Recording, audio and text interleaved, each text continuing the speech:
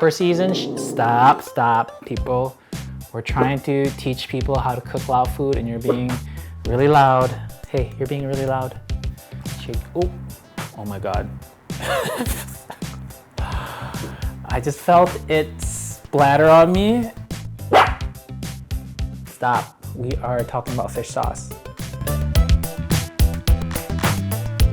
Sabai di Pinang, hi fam, welcome back to Saeng's Kitchen. Today's gonna look a little different. We're not working on a recipe, but we are going to help you build your Lao pantry. So this video is more geared towards someone that wants to get into Lao cooking and may be new to it.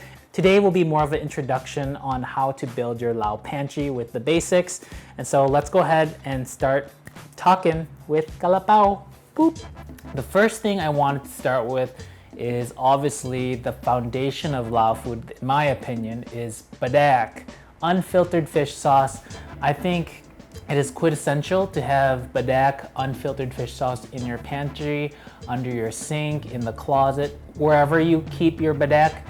I highly recommend finding the best one in your area. So the first brand or the item of Padaeks I have is this one. So this one I think is standard. It's really common. That you'll find in a lot of Asian grocery stores, particularly Southeast Asian grocery stores. This is the Pantry brand, so Pantai. It comes in 2 different sizes. My recipes call for Padaeks. Usually you'll be safe to use the Pantry fish sauce. It says ground preserved fish, and it's just really good. It's murky, as you can see, so I would suggest always shaking it. You'll see the sediments will be on the bottom, so make sure you shake it and also make sure it's closed. I usually like to put a finger on top just in case it decides to open by itself, and then go ahead and shake it. Shake. Oh my God. I just felt it splatter on me and I was, oh my God. Okay, so I wasn't planning this. I thought this one was like not open, but it was already actually open, just not barely used.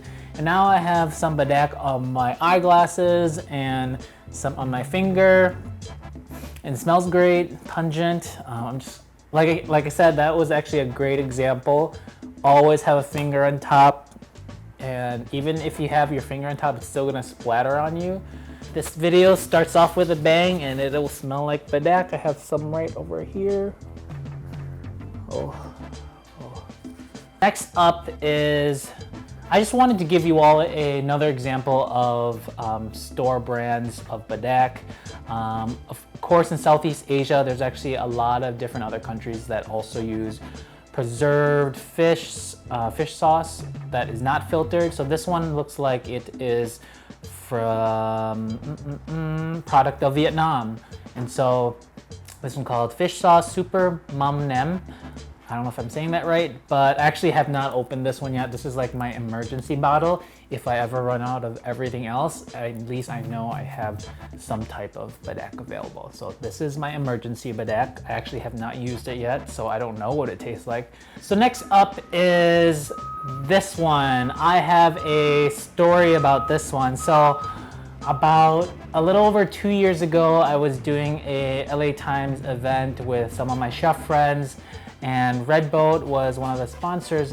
I was actually moving to my current place, and this was up on, actually what's behind me, this was up there, just because I have my Padaeks always available when I was living at my older place. And I was cleaning, and all of a sudden I must have knocked over my metal thing in the back, and I just saw in slow motion that my Padaeks bottle, my glass Padaeks bottle, fell on the floor and shattered. And so think, unfiltered fish sauce everywhere on the floor. I'm just about to move out, and I was just I just had everything cleaned up, and now there was even a bigger mess that came with what I enjoyed the order, but it came with a very fragrant, pungent order. And so comes the next one. It is one of my prized possessions. The reason being is that this one is actually from Laos. So a friend of mine brought it from Laos, and I try my best not to use too much just because I think this is like liquid gold, and only when I'm really feeling fancy or I just want to like up my like papaya salad game, I'll shake this up and add this, I believe it's from Luang Prabang Padaek. Then this is my, see this tub? Yes, this is homemade Padaek. This is actually the first Padaek I've ever made in my entire life. This was started maybe, I want to say 3 years ago, and honestly, I haven't eaten from it, but I don't know. I'm just really proud of this Padaek. Some of the ingredients are how my mom taught me, and so I'm actually gonna open it with you all. I haven't opened it in like 3 years, so I want to get a nice whiff. So let's take a look. Oh wow. Ooh. Oh, it doesn't smell too bad. It's like a fragrant Padaek. Okay. So I always have this ready. You never know if it's the end of the world. I always want to have my Padaek with me. It's very comforting. It's strange. The next thing I recommend you having is a variety of fish sauces. Stop. We are talking about fish sauce. Stop. We're talking about fish sauce. They want to know about fish sauce. So let's give them what they need, okay? So the first one is Tiperos. It's my kind of emergency one that I go to if I run out of all my different fish sauces. I'll go to the Tiperos. And then I actually grew up, I always remember seeing my mom use the squid brand. This could be controversial because everyone's like, oh, this is the best or that's the best. I don't think there is a best fish sauce. It really depends on your taste buds and the type of dish you're making. But yeah, this is a common one that I've seen a lot of people use, especially my mom uses this one quite a bit. Okay, and then we have Red Boat. Red Boat is a nice fish sauce. It's very minimal ingredients, so it's nice if you're a person that likes to know what is in your food. This one, all it has is anchovy and sea salt. That's it. Gluten-free and just contains fish. It is Whole30 approved. If you're on Whole30, try this fish sauce. Highly recommend. And then I usually also have 3 crab fish sauce available, but I guess I use it so much that I'm out. I'm sad I don't have it to display here, but that's also another one I usually have.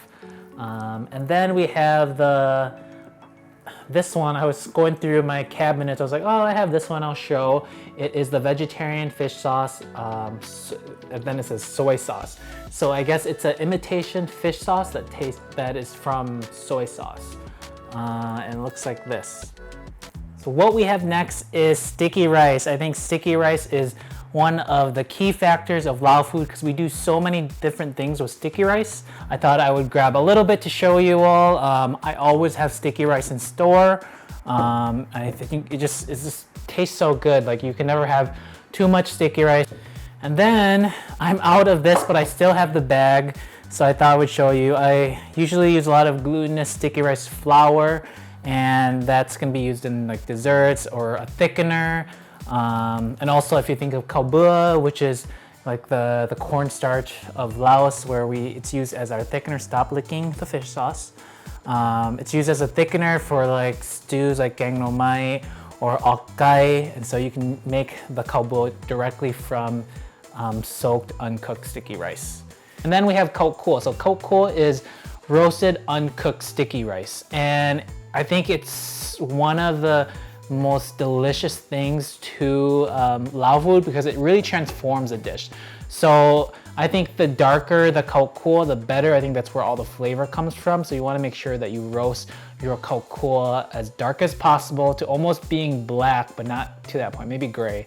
And then you just blend it, and it becomes this powder that you can put on lab in certain stews and whatnot. I highly recommend making khao kuo outside because there's going to be a lot of smoke if you make it inside. Next thing that you should have in your very Lao kitchen are peppers, all types of peppers, especially bird-eye chili peppers. For me, I don't have a garden in the back, so I can't have like super fresh peppers. Stop. But my mom does have a garden, so every time it is pepper season, stop, people. We're trying to teach people how to cook Lao food, and you're being Really loud. Hey, you're being really loud. Okay, so these peppers are actually from my mom. She mails them to me and then I freeze them, and fresh frozen peppers are actually really good. They stay fresh very long. So the next thing is dried peppers. So I have a whole canister of dried peppers. Sometimes even Lao food, we just like to bite on chili pepper. Actually, a lot of times we like to just bite on chili peppers because I'm actually drooling right now just thinking about the spice. It sounds so good. But to have dried chili peppers, whether you put in your tteokbokki, your pho lao, whatever dish, usually a pepper just makes it even better. And then I have my 2 containers of, this is my mom's dried chili peppers and then just a store-bought one. So showing you this because I can tell from in person the difference that this one's more bright red and probably more flavorful versus the store-bought one because it's been in plastic for who knows how long. But whatever you can get your hands on, I usually always have these variations of peppers available, so I can just go ahead and add it to my Lao dish and it's good to go. Next thing we have are the different pastes that are commonly used in Lao food or eaten on the side.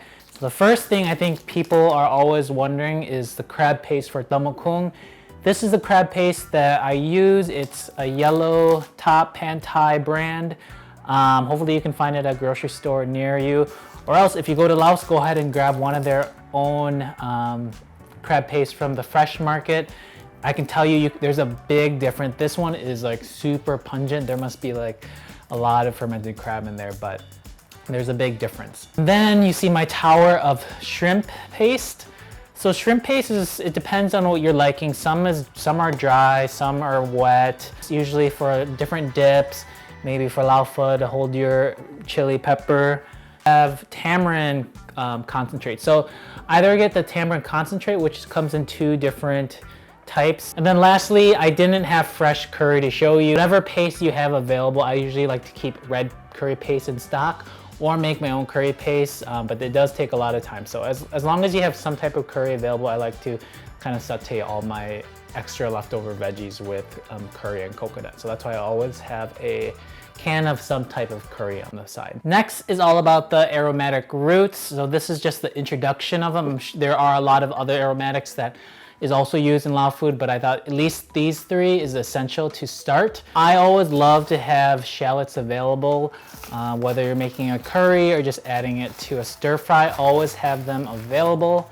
And so I have it in this bin right here. I actually recently bought this galangal, always have this available. I know sometimes it's hard to find, especially at markets. So if you have a Southeast Asian market nearby, hopefully they have galangal.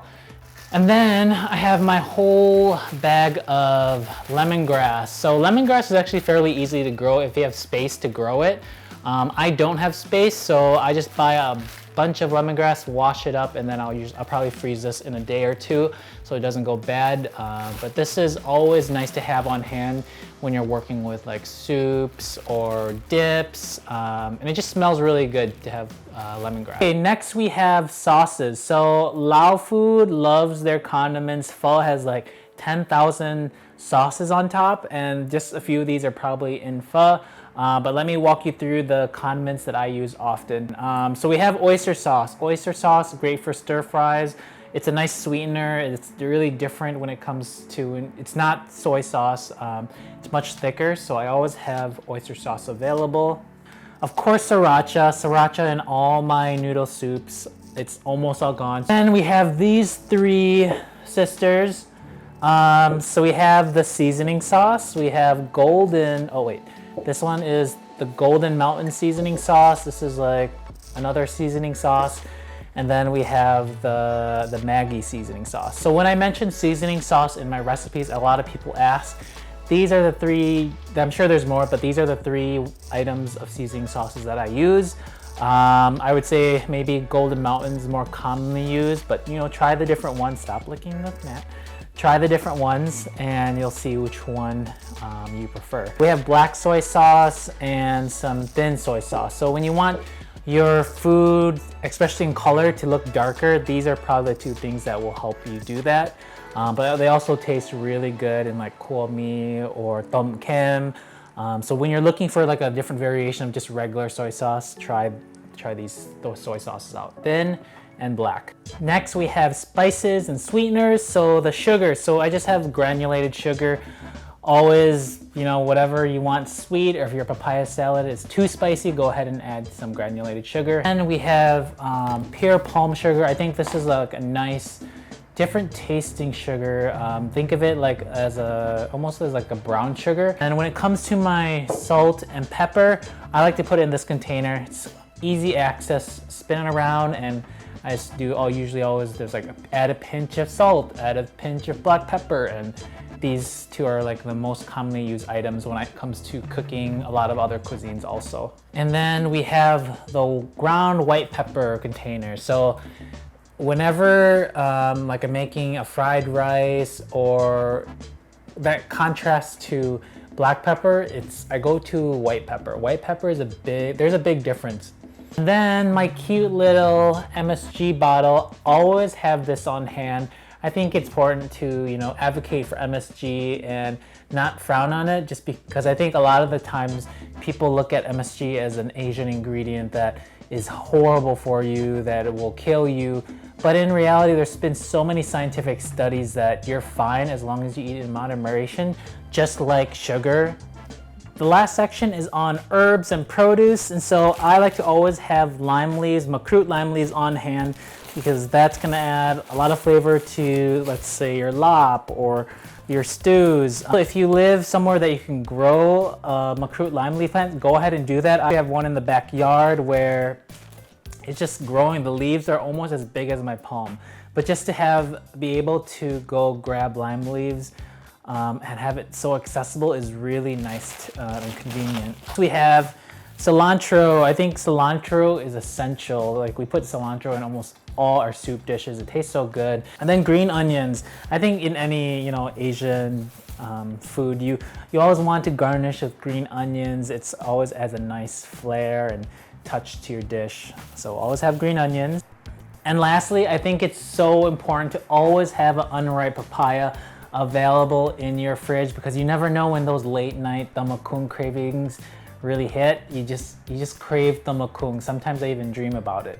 But I always like to have at least one available. Just, you never know who's gonna visit. Well, during quarantine time, no one's gonna visit. But for me, tamakung can be eaten anytime. Morning, lunch, night, midnight, 3 a.m. I'm always craving tamakung, so I think it's important to always have available. All right, that ends it. I hope you enjoyed learning how to build the basics of a Lao pantry. Let me know in the comments below what other items you have in your pantry. I know that we didn't cover all the Lao ingredients, but these are just some that I think are essential and crucial for the beginners out there. And so I will catch you all next time on Saeng's Kitchen. Bye.